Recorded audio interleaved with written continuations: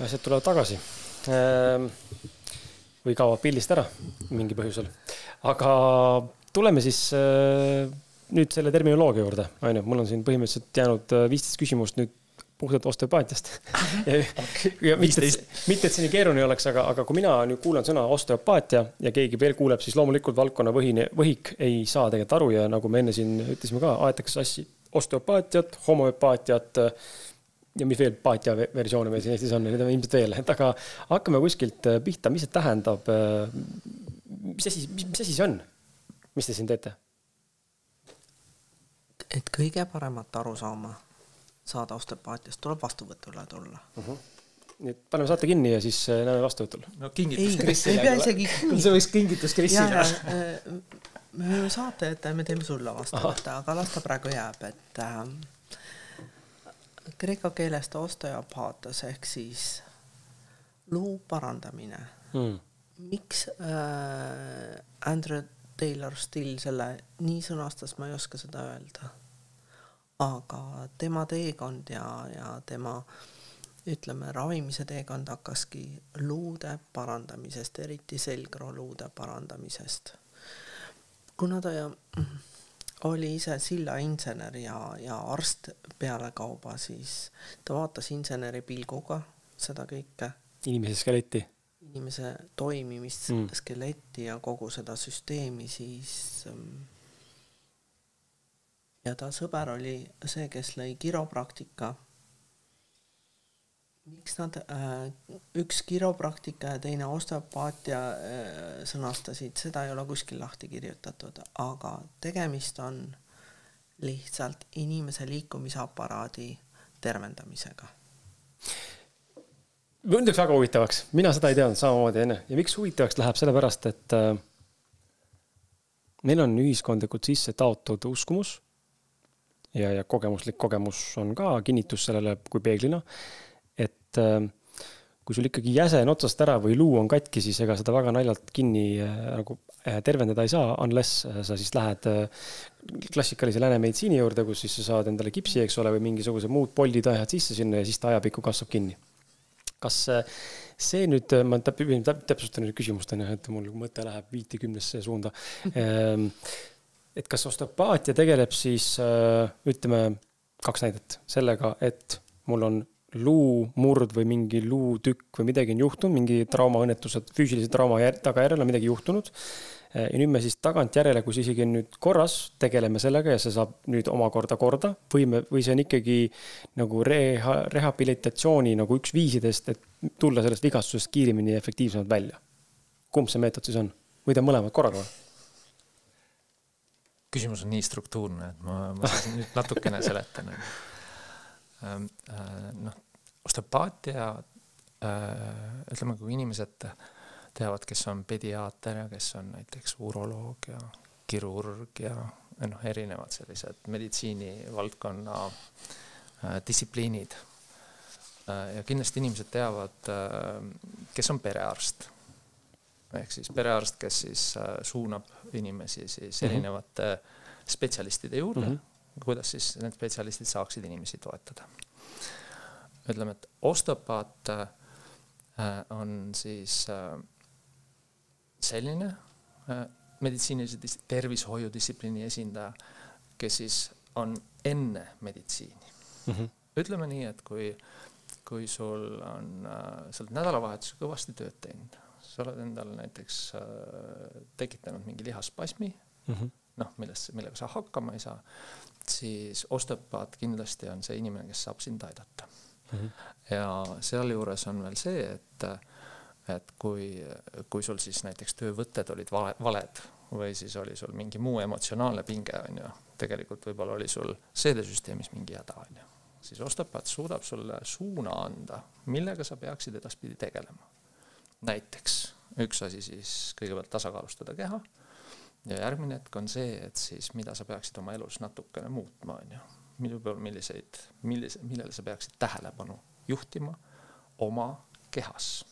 Siis osteopaat vaatab seda keha tervikut ja kui ta siis tõesti selle teraapia käigus märkab, et hoopis probleem on kuskil veel seespool näiteks sul on mingi, ma ei tea, siis praegu nagu lükkab ümber, näiteks maksas mingid pinged, on ju, või on maas mingid pinged, siis osteopaat suunab su näiteks. Maapdoos või midagi sellist. Suunab su näiteks, et kuule, et sa peaksid selle probleemiga minema perearsti juurde ja paluma, et nüüd uuritakse täpsemalt, sellepärast, et kuskilt maalt läheb see piir, on ju. Sest osteopaadi õppes on, anatoomia on nagu ülima tähtsusega, et ilma selleta ei ole mõeldav see. Sest et ta õpib neid seoseid ja asju. Ja siis tuleb, et on siis see meditsiini osa, tervishoiudistsipliin, kus on erinevad need toed. Ja siis, kui meditsiin on oma töö teinud, ma võtan ise ennast, on ju, et kui mul oli raske trauma, ilma meditsiinita võimatu on ju seda lahendada. Meditsiin on oma töö teinud, pannud su ilusasti kokku jälle uuesti, et sul on need organid on kõik nüüd olemas, on ju, käsi küljes ja siis on uuesti osteopaat, kes siis sind tasakaalustab ja loob siis selle keha jaoks parima tasakaalu, et see taastumisprotsess oleks siis esiteks valutum, teiseks efektiivsem ja kolmandaks, et sa oma psüühikadel katki läheks. On ju. Mis see taastumine või tasakaalu loomine tähendab? Millest ta seisneb? Osteopaatilistes tehnikates, milles osaleb siis keha, vaim ja hing, kõik peavad olema tasakaalus või leidma kõige parema kompensatsioonisüsteemi iseendale, et lihtsam oleks liikuda. Aga mis see tähendab tasakaal? Just nagu selle koha pealt, et kas meil on mingi nüüd tabel, mida me seal mõõdame või mille alusel, mis on see KPI, mida me mõõdame nii-öelda düsbalansis, mida me nimetame düsbalansiks üldse kehas nende 3 segmendi vahel? Düsbalans on siis, kui on sümptomid, siis kui on ebamugavus, siis kui sul on valud, siis kui sul on ärevused, siis kui sul on unetused. See on meil düsbalans. Ja tasakaal on siis, kui düsbalanssi ei... Meil on kergus, meil on hea liikuda, meil on elutahe, tegevustahe. Meil on hea olla.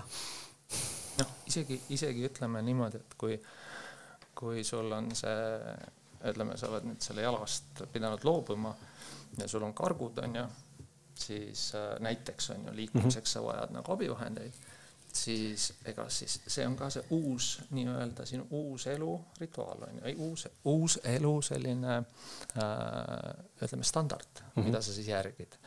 Ja ütleme selles uues elustandardis, et sul keha püsiks omas selles mugavusastmes, erinevad kompensatsioonisüsteemid, mis seal kehas on ju, et siis osteopaat aitab neid omaks võtta.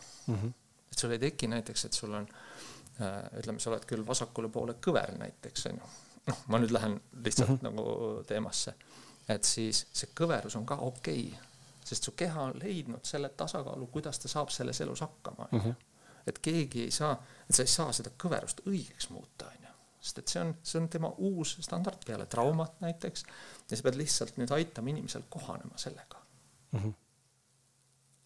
Et see on see, millega osteopaadid tegelikult. Jah, see on see, millega osteopaadid nagu lähtuvad sellest.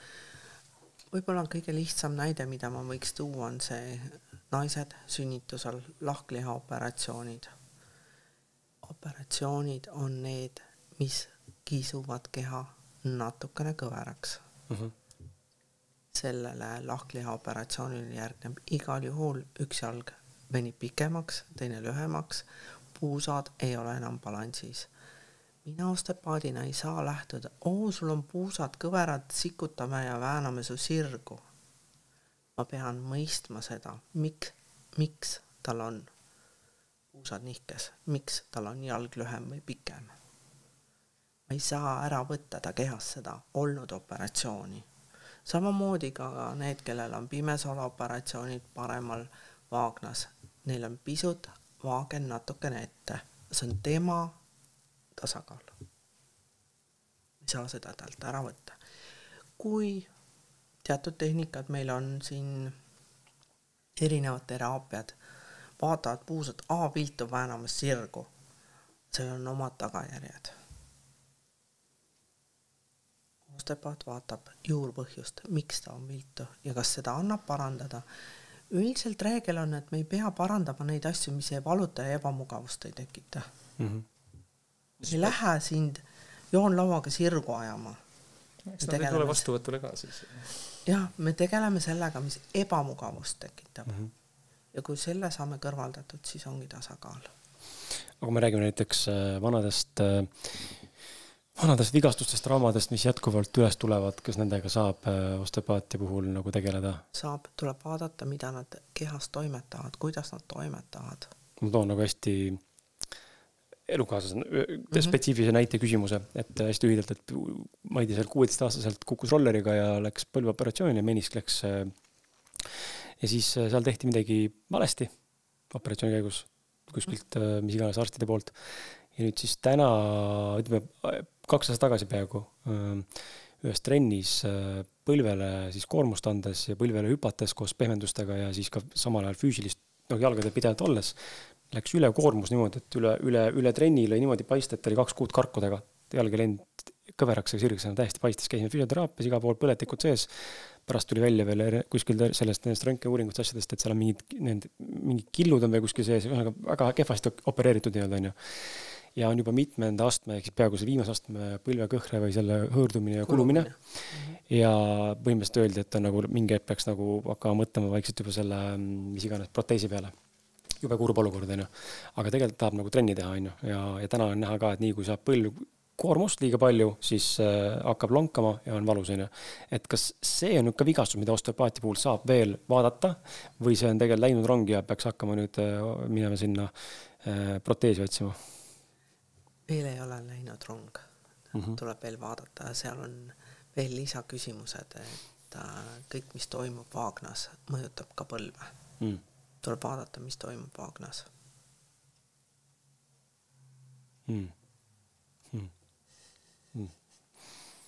Sest üks reielihastest kinnitub vaagnasse, teine põlve juurde. Natuke kaugemale tuleb. Mis see tähendab? Mis seal nagu hüpoteetiliselt rääkides teadmata, mis tegelikult nagu on? Mis seal vaagnas siis toimuda võib? Kui on spiraal, kui on rasestumisvastased vahendid, kõik need tekitavad pinget vaagnasse ja samas ka põlve. Sest reielihased kinnitavad nii vaagnasse kui põlvele. No ma ei hakka nagu diagnoose tooma, seal võivad olla munasarjades veel mingid teemad lisaks veel. Aga tuleb natuke kaugemale vaadata ja seoseid vaadata. See inimene on tervik, on ju? Nagu ka holistiliselt vaadatuna, kas nüüd selle vaagna mainimine ja võib-olla ka selle põlve mainimine kokku viia, siis kas või mis iganes parasjagu kehavegastused, kas need võivad olla ka seotud ma ei tea, mingi muu eluvaldkonnaga omakorda, kus mingi asi jookse või on probleem näiteks? Ikka, keskkonnaga ka, kus inimene on. Okei, päris põnev. Et siis võib-olla peaks hoopis elukaaslase saatma teie juurde. Päris põnev. Okei. Vahepeal teen meelduletused ka, meil on loosimised mõlemale platvormile, YouTube ja Facebook. Palun mine otsi üles siis Kris Kala nimelised platvormid. YouTube'is on YouTube ja Facebookis Facebook ja selleks, et osaleda loosimises, siis palun loe neid kirjeldusi, mis on siis kas Facebookis piltpostituse all või YouTube'is siis antud saate, mida sa kuulad selle kirjelduses ja võtta osa ja sul avaneb võimalus endale siis võita vastu võtta. Ja ühtlasi tuletan ka meelde, et kui sa mingi hetk nüüd oled äkki saate ajal pannud pausil juba või mingi hetk lähed ja teed seda, siis osteopaatia kodukale minnes, mis teie see kutleb nagu leht on? osteopaat.ee Väga lihtne. Siis minge sinna, vaadake võimalikke kursuseid ja võimalusi, kuidas hakata seda õppima või selles suunas liikuma hakata ja nii nagu enne ütlesin, siis sooduspakkumised kehtivad sel hetkel, kui te võtate rohkem kui ühe mooduli õppemaksu endale kaasa ja siis avanevad soodustused. Ja kui on küsimusi, kuidas see käib või kuidas see avaneb või mis moodi see toimub, siis palun kirjutage ja inimesed aitavad teid välja. Aga lähme siis edasi selle teemaga, et ma korra vaatan lihtsalt, mis ma siit teete mingid asju juba vastanud ka. Keha kuulamine, see on, tõmba korra selle juurde, natuke sai siin seda põgusa mainitud ka, aga peatume sellele eraldi just nagu sellepärast, et see on ütleme tänases enam nii üüber ei ole, vist me vaikselt juba liigume selles suunas, saan aru, et siin on midagi enamat ka kui see füüsiline maailm on ju. Aga me ikkagi oleme harjunud sellega, et seda, mida ma kombata ei saa ja mida ma ei näe, seda olemas ei ole. Nüüd keha kuulamine on juba oma terminilt võib kõlada väga vuudult on ju paljude jaoks, et mis see tähendab ja kuidas seda kuulata ja mida ma üldse kuulama pean ja kui pean sama südamerütmi kuulama või mida ma üldse teen ja mul siis tuleb enda naine kogu meelde, kuidas ta poolnaljaga ütles mulle, kui talle öeldi, et vaata enda sisse kunagi väiksena, siis ta arvas, et mis ma pean nagu seal siis vaatama soolikud või mida ma nagu vaatan. Ta sai aru. Jah, et kummast august ma vaatan, suust või mujalt august ja mis ma sealt nägema peaks. Et mis mõttes vaata enda sisse, et ei oska ja ei näe vaata. Et mida siis keha kuulamine tegelikult osteopaati puhul tähendab ja kuidas see praktikas väljendub? Praktikas väljendub sellega, et me paneme kätt peale inimesele. Aga kus me käega liigume, see on nagu teine lugu, et me õpetame osteopaate liikuma 5 eri tasandil. Need 5 eri tasandit ei ole üldsegi mitte nähtamatud. Esimene on nahk. Kuulame nahka. Mida nahk kõneleb meile? Aga mis sa kuulad? Kuidas sa kuulad seda? Käe panen peale lihtsalt edasi. Aga ma oma teadlikkusega olen naha peal. Järgmine on vedelikud. Vedelike alla lähevad lümfivedelik, veri, koevedelik. Mida teevad vedelikud kehas? Sellest järgmine on sidekude ehk fassia. Fassia on osteopaadile väga oluline. Miks? Sellepärast, et kõik meie psüühilised ja füüsilised traumad ladestuvad fassiasse. Kõik meie läbielamised. Teadus ei ole veel seal maal, kes oskaks öelda, et ma ütlesin sulle halvasti, sa solvusid, kuhu sa selle solvumise pistad? Ei tea. Praegu Myers, kes on kõige rohkem uurinud, ta ütleb, et sinna, kus kõige rohkem nõrk koht on. Kui sul jalg valutas, ma solvasin, siis jalafassia võttis selle endale. Aga see ei ole tõestatud. See võib olla nii ja see võib ka mitte olla nii. Fassiad annavad ka kõige rohkem infot. Kui me lähme fassia ehk sidekoe tasandile, siis me saame aru ka, võib läbi selle lugeda, kus sul on operatsioonid, kus sul on luumurud olnud, kus sul on nagu löögid olnud. Psüühilised traumasid on väga keeruline sealt lugeda. Aga ometigi nad peaks seal kuskil peidus olema. Miks? Väga lihtne. Kui inimesel on suur läbielamine trauma, siis ta tahab neid liigutusi uuesti ja uuesti teha. Seda läbi elada seni, kuni ta saab selle sidekohast välja. Alateadlikult siis? Alateadlikult. Alateadlikult. Seda kõike praegu uuritakse ja järjest teadus liigub edasi, mitte ainult osteopaadid, ka psühhiaatrid. Ka nemad räägivad seda. Nii, me olime nahkvedelikud, fassiad, lihased ja luu 5 tasandil kuulame inimest. See on kõik tuntav, katsutav. Kui sa oskad oma käe sinna viia oma teadlikkusega, siis seda võivad kõik teha, selleks ei ole mingid eri väärtusi ja eri arengut vaja. See on õpitav. See on treenitav. See on lihtsalt kõigile kätte saadav. Ei pea olema sündinud Venemaa nõia taustaga esoteerikute perekonda? Ei. No meil koolis on õppinud arhitektid ja isegi vist administraatorid ja kes on tänaseks juba ministeeriumi statistid ja nii edasi, kes on ka tundma kõik hakanud. Ja, okei. Kõik kõlab väga nagu minul ei kõla, ma püüan panna ennast vinklisse, kus inimesed nagu on ja kuulaskond võib lai olla, et see kõlab väga nagu voodoo, ma tunnetan läbi käe midagi, et kui ma panen sulle käe peale, ma ei tunne midagi. See mõttes ei tunne midagi, ma tunnen materjali, ma tunnen lihast, mingit tekstuuri, kontuuri, aga that's it, vaata. Aga tegelikult, kui sa paned käe peale, mõtled, mis materjalist tal see riie on, sa tunned seda, milline ta nahk on, soe, külm. Sa tunned ju tegelikult. See eeldab, nagu vajab ka tausta, mille pealt ma saan seda analüüsida. See mõttes, et see on õpitav. Teadlikkust. Ja kõike tegelikult, mis puudutab keha, on ju treenitav. Sa käid trennis, sa treenid oma lihaseid. Sa käid, kui sa väike laps oled, on ju, siis sa põletad oma käe kuskil ära, näiteks kuuma, on ju. Sa õpid, sa enam ei puuduta seda. Et teadlikkus pluss kogemus. Et tänu need, kui sa need kõik asjad kokku paned, siis see pädevus tuleb. Aga see nõuab aega. Et aega, teadmist. Harjutamist, tahtmist seda harjutada. Ja siis kõik on kõigile kätte saadav. Sa ütlesid väga huvitava lause selle koha pealt, et ma nüüd sõna-sõnalt võib-olla ei mäletane, aga sa saab kohe parandada, et kui on see vigastus olnud, siis keha alateadlikult tahab liigutada seda. Täpselt. kuidas see lause oli? Teha samasuguseid liigutusi kui selle psüühilise trauma ajal. Ja selle eesmärk on? Vabastada sidekohast see trauma. Ehk siis terveneda? Jah. Ma eile lugesin just, tuleb varsti välja üks saade, tegelikult sellele, kui praegu teie saade on, siis saade on juba väljas, aga mul on ilmunud, sellest on ma ettevaate, sa pead suutma nagu ajajoonel mõelda kaasa. Mitmel joonel. Jah, et see saade tegelikult on ilmunud juba. Maria Nordin, üks Soome neuroplastik, temaga räägime õslasest, aga ma lugesin ta raamatut ja seal ta tõi ka välja selle, et neuroplastilises kontekstis ka, et inimene, kui on midagi katki, mingi jäse või liiges, siis kõige parem viis selle koha parandamiseks on teha seda liigutust, nagu see oleks terve.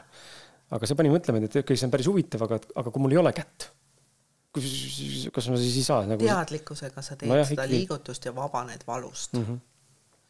Sest ma ei tea, kuidas sul on kostunud, aga need inimesed, kellel on jalg amputeeritud, sõrm ära võetud, neil see amputeeritud osa valutab vahel. Ja ma olen kuulnud, sest et lähme eeterkeha juurde, see on nüüd nagu natuke esoteeriline võib-olla, aga see on olemas. Ta tahab liigutamist. Kui sa võtad kätte teadlikkusega, liigutad seda, mida sul ei ole, siis see valu kaob. Päris huvitav. No teadlikkus kasvab. Jah. Läbi selle. Ja kasvab ka tunnetusena enda kehast ja asjades, mida enam nii füüsiliselt ei ole, aga tegelikult on ju meie küljes kogu aeg olemas teisel tasanditel. Jah. Et see on umbes sama, ma tahaksin siia ühe näite tuua, et näiteks ma käin hommikuti nagu ujumas on ju. Et küsimus on ju selles, kuidas sa lähed sinna. Kas sa lähed nüüd hommikul ennast ma karastan ennast, ehk siis ma treenin ennast. See on nagu üks selline vaade sellele.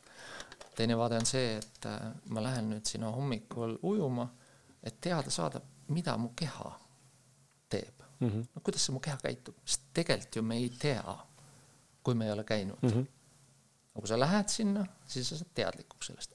Külm oli, on ju. Aga mis veel oli, on ju. Et sa nagu oma kehast teadlikkust saad niimoodi. Kõik sõltub ju, kuidas lähened sellele, millisest vaatenurgast seda vaatad. Sa mainisid seda puudutust 5. erineval tasandil, eks ole, ja nüüd ma tooks sisse nagu ka selle terapeudi ja ütleme, patsiendi või inimese siis nagu omavahel suhte, et mida ma saan aru, et mul on nagu raske uskuda, et kõik on nagu sinu vastutus ja mina viskan, et see lauale nüüd pikali ja tee mind korda. Et kus on nagu... et ma ei võta mingit vastutust. Ma tahan öelda, et mis vastutus on inimesel enda, kes tegelikult tuleb siia, et mis tema nagu töö on siis selles, et sina saaksid oma tööd optimaalselt teha. Et kas on kuidagi võimalik, et ta takistab su tööd või on see, et ta toetab su tööd? Valmisolek, mitte valmisolek? Ja mõlemad võivad tööd teha, aga esimene vastutus hakkab sellest. Meil on siin majas päris mitu ostepaati. Iga üks valib endale ise ostepaadi. Selles mõttes ongi keeruline mulle ja administraatorile helistada ja öelda, soovitage mulle ostepaati. See ei ole võimalik. Ma ei ole sind kunagi näinud.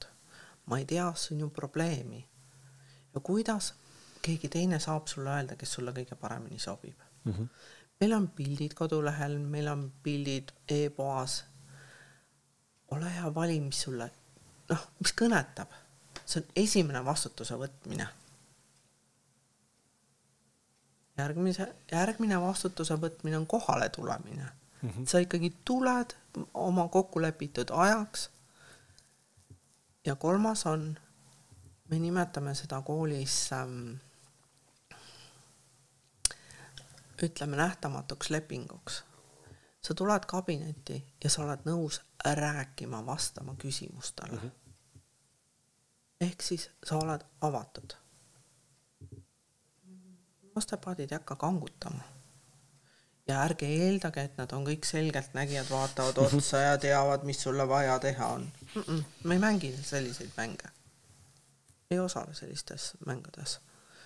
See on kolmas vastutus, et sa ütled, mida sa ootad ostepaadilt. Võib oodata, ma tahan õlavalust lahti saada, ma tahan iiveldusest lahti saada. Kui ma olen beebiootel, selg valutab, ma tahan sellele probleemile lahendust. See ongi vastutuse võtmine. Kui sa tuled ja istud mulle tooli ja ütled, tee mulle midagi, puhun peale. Aitäh, et tulid. Aitäh, et tulid, on ju. et sealt maalt hakkab vastutuse võtmine, kui sa valid endale osteopaadi. Osteopaadil on õigus öelda ka, et tead, ma tunnen, et sulle sobiks keegi teine. Jah, on küll. Seda me koolis õpetame ka. Mingil hetkel on ikkagi oluline öelda ka ei. Aga miks? Ei, selles mõttes, et mina ei ole sinu osteopaat. Aga miks? Seal ei ole teadmiste kogemuste piirine, vaid mis? Vahel võib olla ka teadmiste kogemuste piir. Kui valitakse tudengist osteopaat, siis tudengil on alati õigus öelda, et oot, siin lõpevad minu pädevused, vali, kas vanem keegi või mine õpetaja juurde. Veel on see teema, et meil on õpetajad, osteopaadid, teised ka meie majast välja, kes on spetsialiseerunud rohkem, ehk siis ennast koolitanud, ennast arendanud, lugenud rohkem, kas beebiootel emade suhtes, väikeste titade suhtes, psüühiliste traumade suhtes. Meil on ka selliseid osteopaate, kes töötavad ainult visceraalis või ütleme läbi siseelundite.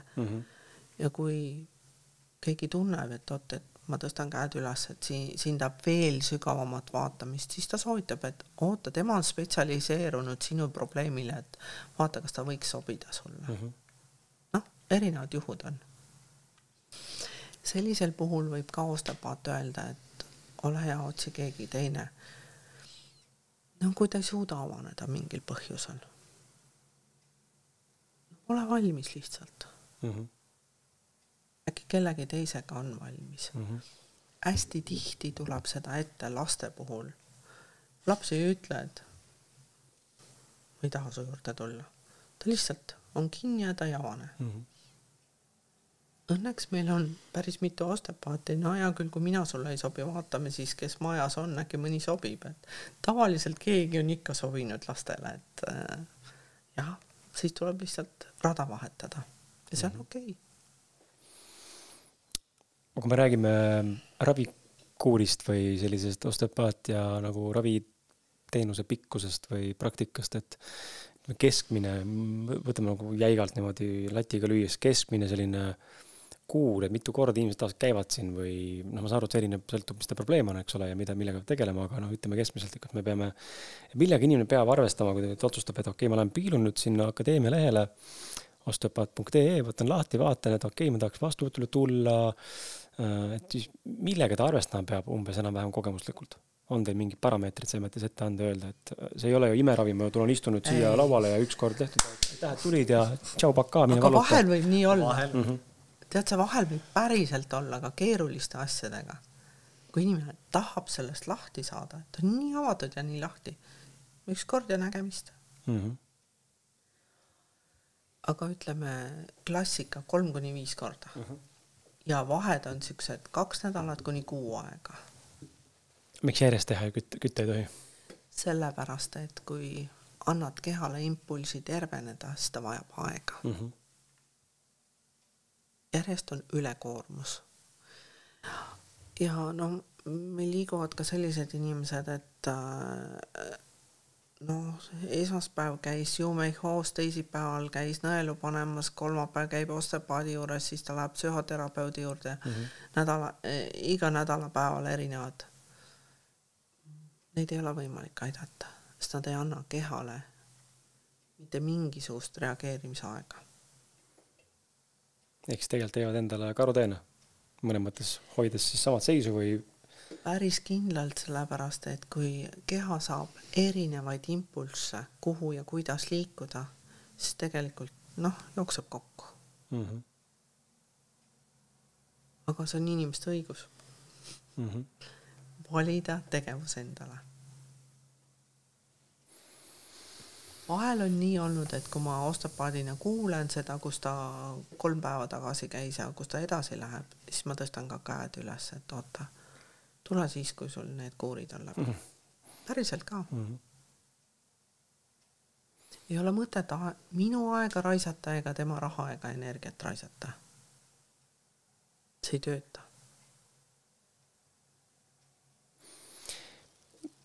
Siin täna olete maininud nii mõndagi sellist nagu sümptomit või haigust või probleemi, millega siis inimesed pöörduvad. ma ise tõin elukaaslase näite lauale ja põlvevigastusega ja edasi. Aga ma annaks nüüd veel mingid näiteid, mis on need levinumad sellised võib-olla põhjused, miks inimesed siia pöörduvad ja võib-olla ka põhjused, millel inimene pole võib-olla mõelnud ja mõtleb, et sealt küll eluses abi ei saa. Aga tegelikult saab. Mis on need põhjused või sümptomid, millega tegelikult tasub siia pöörduda, enne kui täiesti nagu käega lüüa või minna kuskile, ma ei tea, kuhu siis mujal alternatiivi koha peale, sest et kui meid täna inimesed kuulavad siin ja nad ei saa küsida meid küsimusi otse praegu, siis võib-olla neil on vaja teada, et näed, mainis üks asja, mul on ka tõesti see probleem, okei, peaks tulema äkki. Kui ma nüüd sedasi laia laastuga lööks, siis ütleks, et kõik, mida ei ole vaja lõigata ja kõik, mida ei ole vaja nagu kokku panna, kõigega võiks tulla. Aga hakkame sellest pihta, et hakkame viljatusest nii meestel kui naistel, ka sellega võib osteopaadi poole pöörduda, siis beebiootel emad erinevate sümptomitega, siis on hilja, kui ära hakkab kukkuma, ehk siis keha ei hoia, siis ei ole mõtet osteopaadi juurde tulla, aga kõik muu on okei. Väiksed beebid, ka sünnitraumad. Ei ole veel üldse seal maal, et Eestis see nii arenenud oleks, aga Venemaal, mõnes linnas, Prantsusmaal peaaegu igal pool ongi peale sünnitust järgmine külastuskäik osteopaadi juurde. Stress ja erinevad sünnitraumad, sest kaasaegsed emad arvavad, et sünnitused ongi nii, nagu mina plaanisin. Ei ole, nii nagu beebi plaanib. Siis on stress mõlemal. Aga ei pruugi üldse midagi hull olla. Ja kui lapsed rääkima ei hakka, kui lapsed käima ei hakka, osteopaatidel on päris suur tööriistakohver selle koha pealt. Võiks tulla. Rühid, ma lähen sealt edasi, et täiesti rühiga erinevad rühihäired. Pole mõtet lapsele rääkida, et ära ole küürus. Kui tal on näiteks breketid või suulae, mingi trauma, siis ta ongi küürus, sest see on keha kompensatsioonisüsteem. Tuleb peast. Mul on alati kahju nendest lastest, kelle emad kolgivad vastu õlgasid, et vea sirgu. Ta ei saa seda teha sellepärast, et kehal on nii kergem. Ta ei saa endale haiget teha, et mul on paha olla ja ma vean sirgu ennast. Aga paljudel tänases nutimaailma ajastul on ikkagi nutikael juba ka ja seal ei ole enam mingit tegelikult füsioloogilist probleemi. Tegelikult on füsioloogiline. Ta suu, lagi ja suu, kõik on pinges. Ütleme, näokolju on pinges. Kui sealt lõdvestada, annab kael ka järgi. Aga pinges on milles siis? Ongi see... See, mida ta näeb sealt. Sisu. Sisu. Minu isa tegi mulle selgroo peale kogu aeg koputas. Nukkidega, kui ma niimoodi ära vajusin, siis see kogu aitas mind. Et see on nagu jäänud nii tugevalt sisse, et iga kord, kui ma ise nüüd olen nükka, siis ma tunnen, et oi, isa vaatab. Kuskilt koputab kohe. Mitte hirmuga, aga mul meelde jäänud.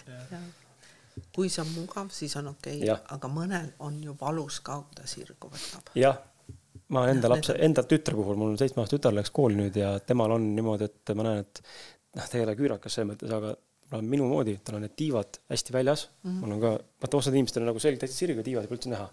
Minul on tiivad samamoodi hästi teravad väljas ja lapsel on ka, et ma olen üritanud nagu suunata neid õlgu natuke tahapoole, näen, et ütleb, et tal on valus ja mugav, ta ei saa. Võtan, huvitav, et kuidas siis saa? Oota ei saa selle väga lihtsal põhjusel, tal on suulaes pinge. Seda tuleb näokoljust otsida. Huvitav. Kui sealt lahti lased, tal on vabalt või ise sirgu näiteks. Lampijalgsused? Lampijalgsused ka. Või siis teine on see ülepronatsioon?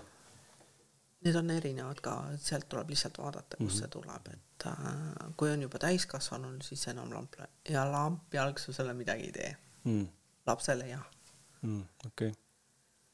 Ja suurte täiskasvanutel siis kõik psüühilised ja füüsilised traumad ja mida kindlasti ei oodata, aga järjest rohkem teavad migreenid. Erinevad peavalud. tahtsid ka midagi öelda? Mina soovitaks väsimusega ka tulla osteopaadi poole. Nagu krooniline väsimus või lihtsalt? Jah, krooniline ülepinge ja mingi väsimus, siis ma arvan, et see on täiesti... Kui oled lihtsalt elust väsinud, siis tasub ka tulla, päriselt. Mis veel inimesed siin kokku puutuvad, ma ei teagi. Erinevad seljavalud, jalavalud, traumad. Need on sellised klassika lihtsalt. Ja kui sa 3 korda järjest oled oma jala kuhugi voodi vastu ära löönud ühe ja sama jala, siis on jumal õige aeg tulla. Selle kõrvalt peaks ütlema, et kõikide inimestel peaks väikse varbad ära lõikama, sest need jäävad millegi pärast alati kuskile kinni. Ja ma imestan tegelikult, mida ma imestan tõsiselt, et need ära ei murdu nende löögihetkedel. Ta on nii väike ja ta läheb vastu teravat häält niimoodi nagu laiali. Kuidas ta ära ei murdu sealt otsast? Ta on elastne. Täitsa pekkis. No ma nii palju ära löönud seda väikest varast mõni, kui mõtlen, et ebareaalne, kuidas see jääb ette lihtsalt. Ta töllerdab on ju. Töllerdab. Okei, aga me läheme kohe selle juurde ka, et see õppimise protsess, eks ole. Kas on midagi, mida tahaksite veel mainida selle poole pealt, et need sümptomid või patsiendi seisukohast vaadatuna või siis selle ravimeetodi seisukohast vaadatuna või me läheme siis nüüd õppeprotsessi juurde? Ehk meil 2 sihtgruppi on. Üks on, kes tahab ennast ravida, teine, kes tahab tegelikult õppida ennast arendada. Ehk kas me lähme nüüd õppimise juurde või...